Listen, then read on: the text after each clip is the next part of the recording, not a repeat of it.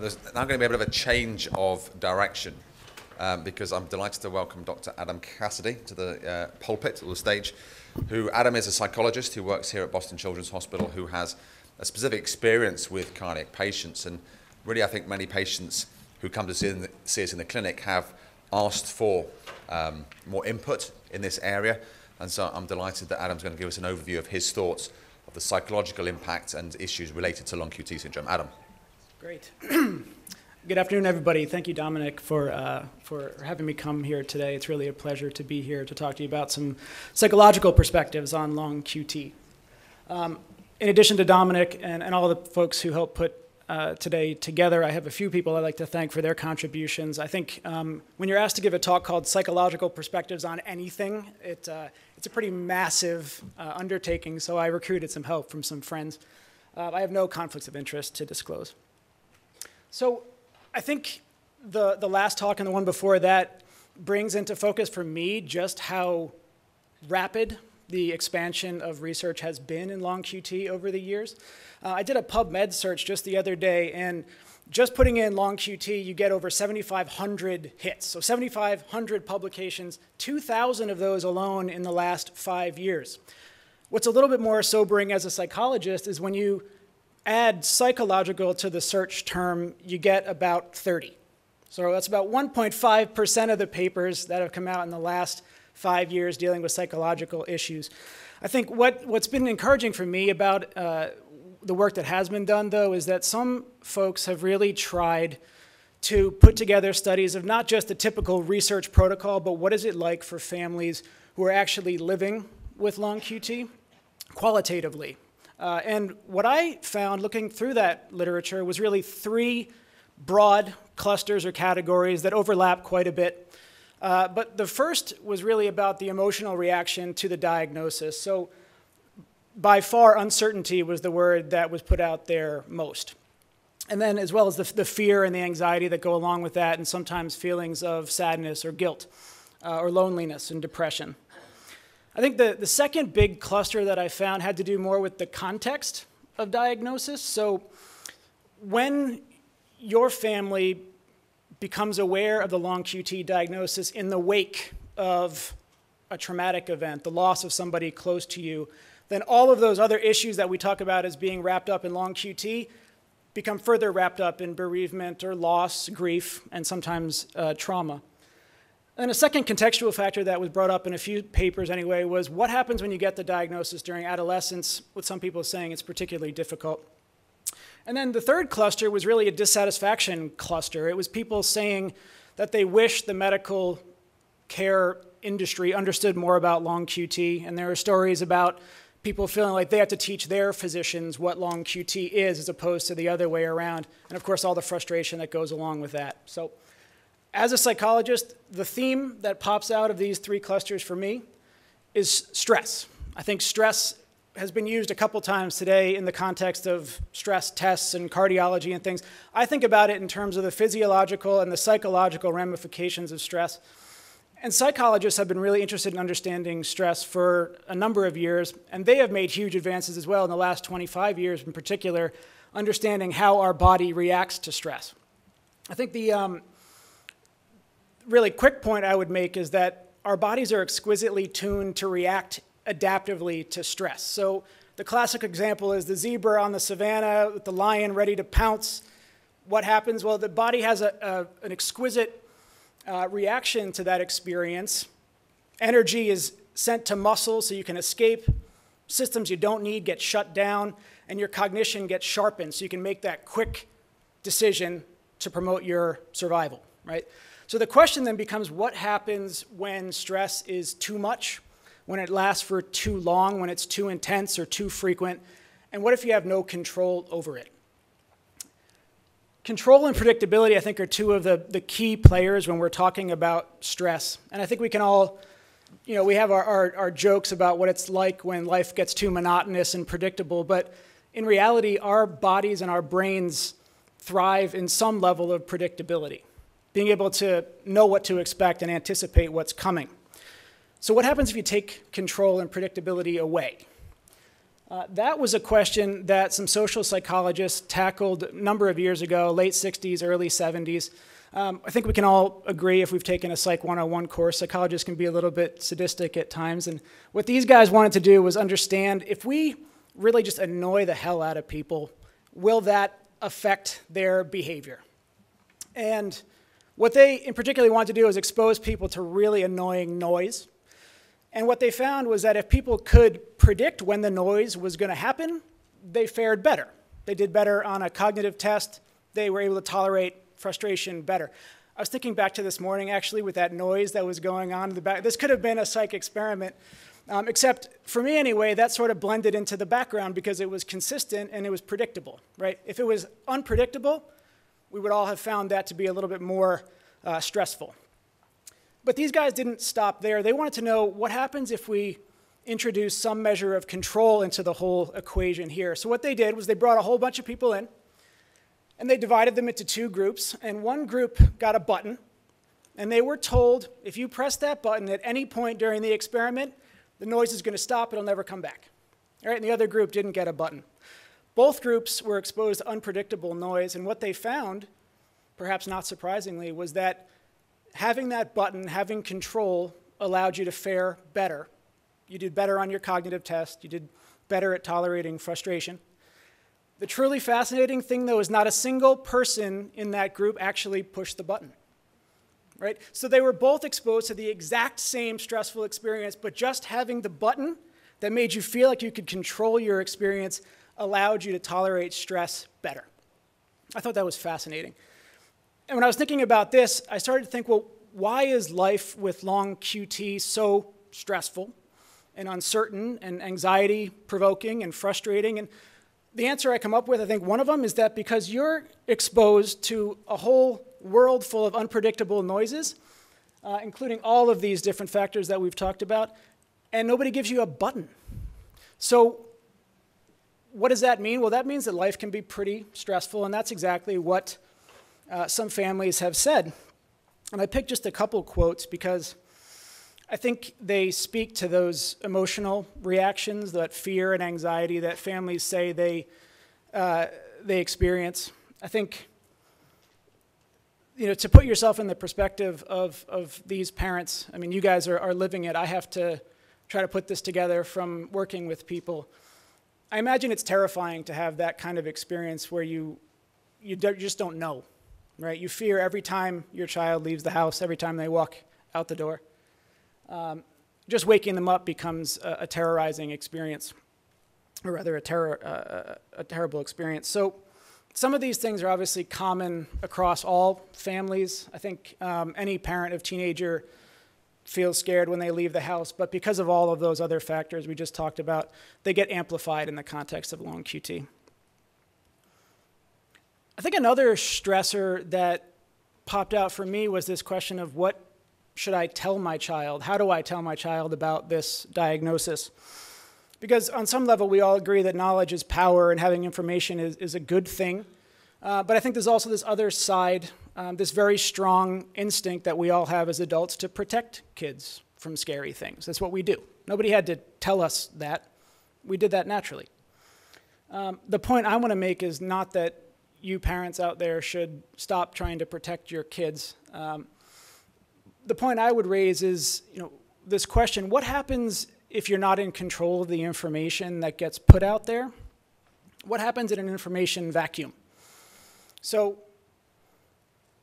children are much more aware than I think we sometimes give them credit for. So can we all think back to that moment when you realized you had to be more careful about what you said around your 3-year-old because you were going to start hearing that stuff right back at you, usually in the middle of a store or somewhere else? It's truly horrifying. Kids pick up on things. So when they see mom and dad having that hushed conversation and they look a little bit scared, they pick up on that. When they go to the doctor's office and they see that mom's face looks scared, but I have no idea why, they pick up on that too. And unless we give kids the information that they need, what they will do, what all of us will do in that situation, is make sense of our world based on whatever we've got at hand. And in my experience, sometimes when we don't give children the information they need, we allow their imaginations to sort of run wild, and sometimes the stories that they build are far worse even than reality. So what do? I think we take a step towards answering this question when we realize that information is power, and we need to be careful about how we manage it and where that balance is. This was another quote I pulled from one of those qualitative studies. I really like this one because I think it says something about the effective and perhaps less effective use of information. And these were the points I found particularly interesting.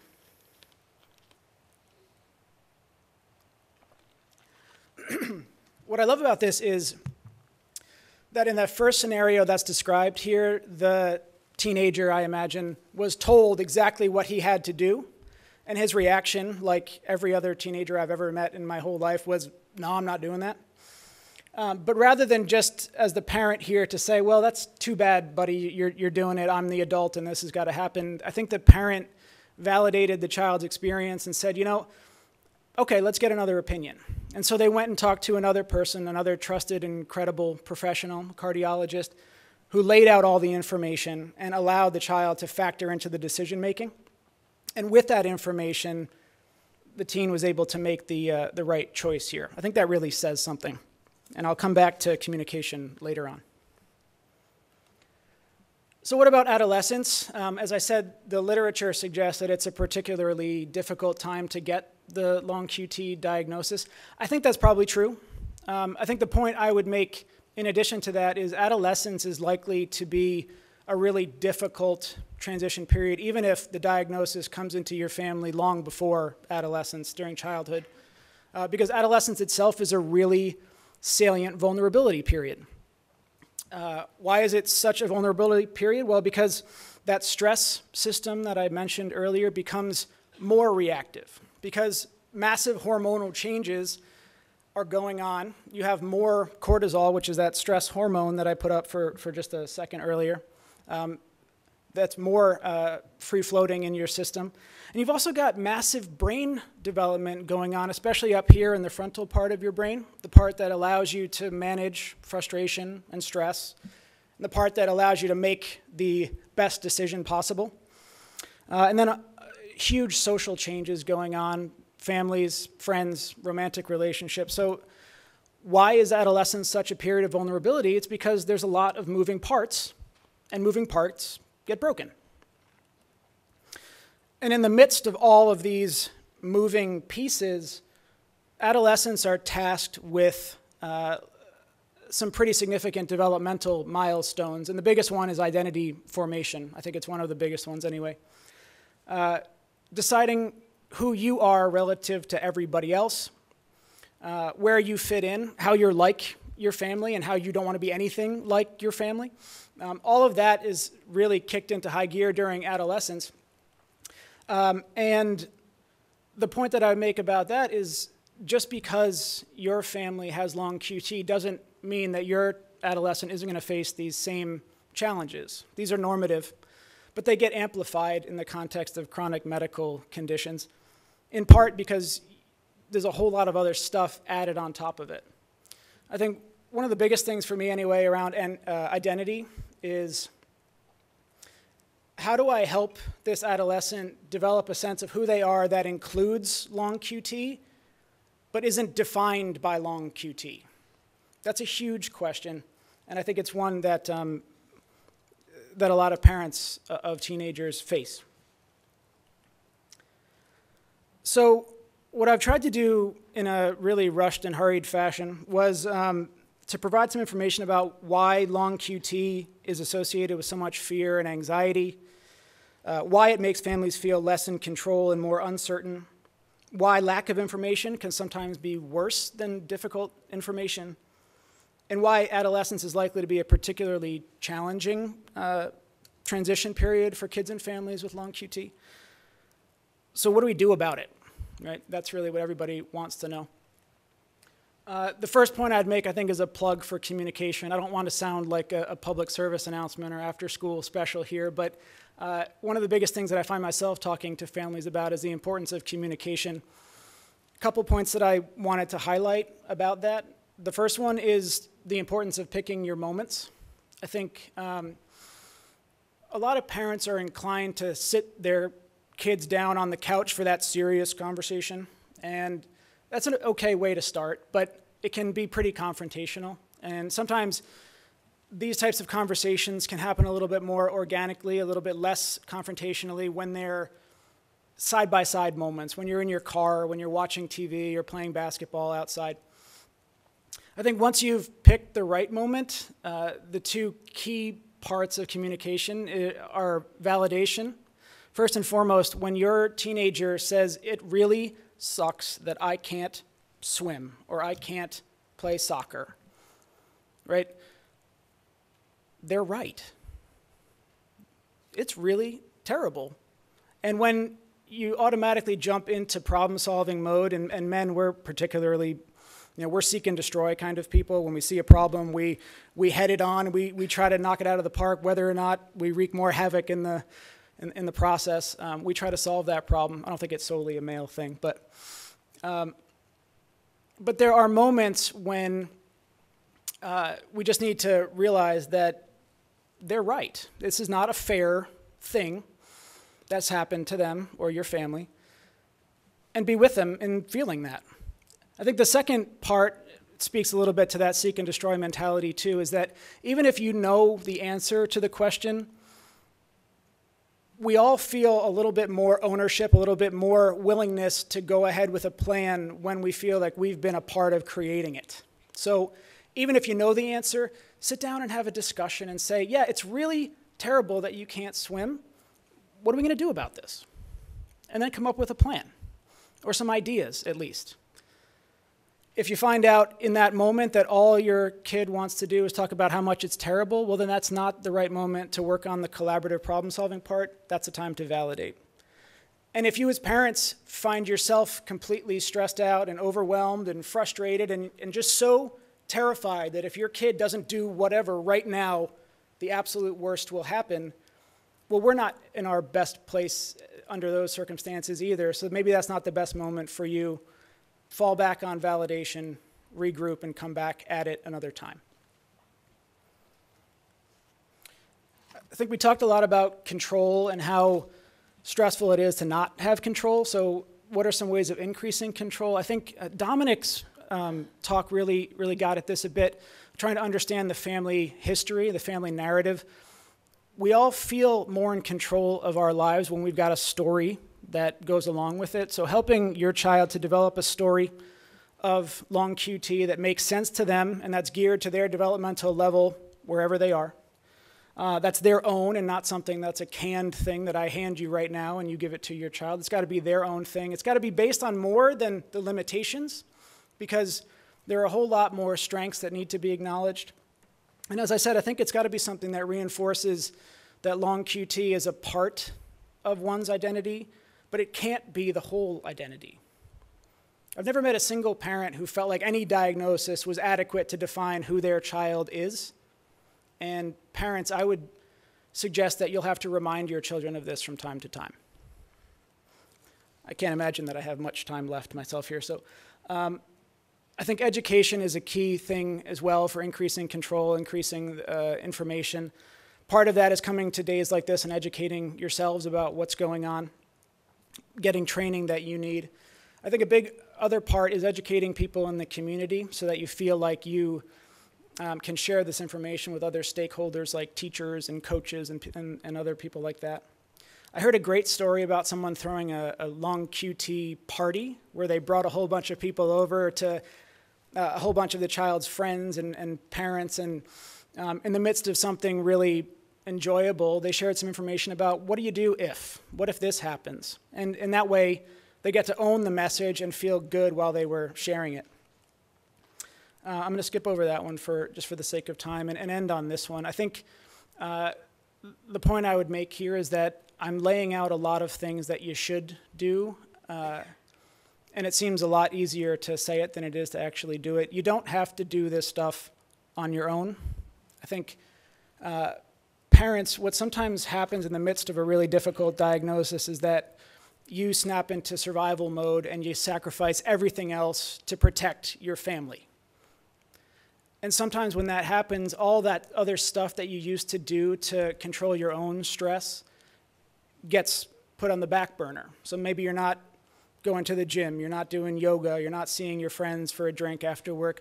You put all that stuff on the side to protect your family. What I would suggest is that taking care of yourself is one of the best possible things you can do for your children and your family. And that means, as they say on the airline, putting your own oxygen mask on before trying to help others.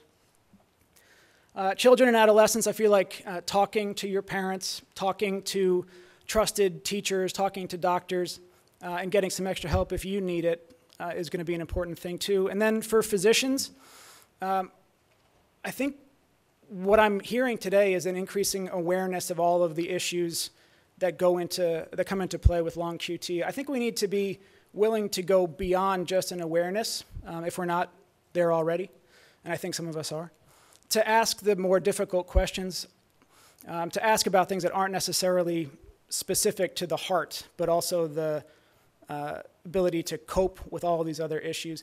I'm not suggesting that you become psychologists, but I think you should all hire a psychologist to work in your clinic. There was a dissertation study recently that found, not surprisingly, that cardiologists are more likely to refer for psychological support if there's a psychologist in your clinic. It's kind of one of the duh findings in the history of dissertations, but I think it makes perfect sense. And I think families, we're going to need to reach out to you because nobody has a better sense of your experience than you. So my hope is that we can continue to learn more, do surveys, and contact you to find out how we can help you even better. I hope more days like this will contribute to that, and I look forward to answering any questions you may have. Thank you.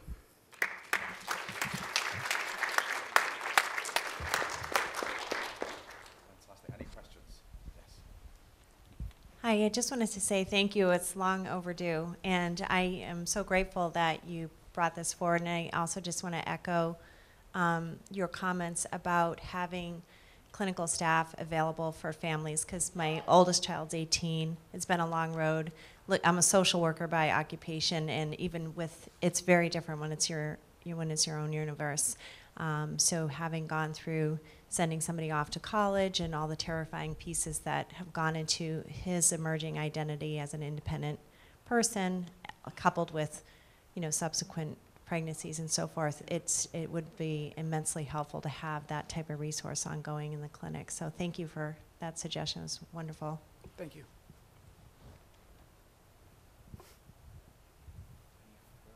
Yes. So, if a patient was diagnosed at a young age and for puberty and learned about LQTS during that time, does that worsen psychological effects? So the question was about the timing of the long QT diagnosis and whether it's worse if it happens before or after puberty. I think we don't know the answer to that. I think what the literature says so far is that adolescence is a particularly difficult time to get the diagnosis, and a couple of the reasons they put out there had to do with, adolescents have had a longer time to develop their interests. They've identified themselves as being a soccer player or a swimmer, and now all of a sudden the diagnosis comes and they've got to change their longer range plans. But like I said, I think adolescence is likely to be challenging even if the diagnosis happens earlier, and we need to be ready to support kids through that transition.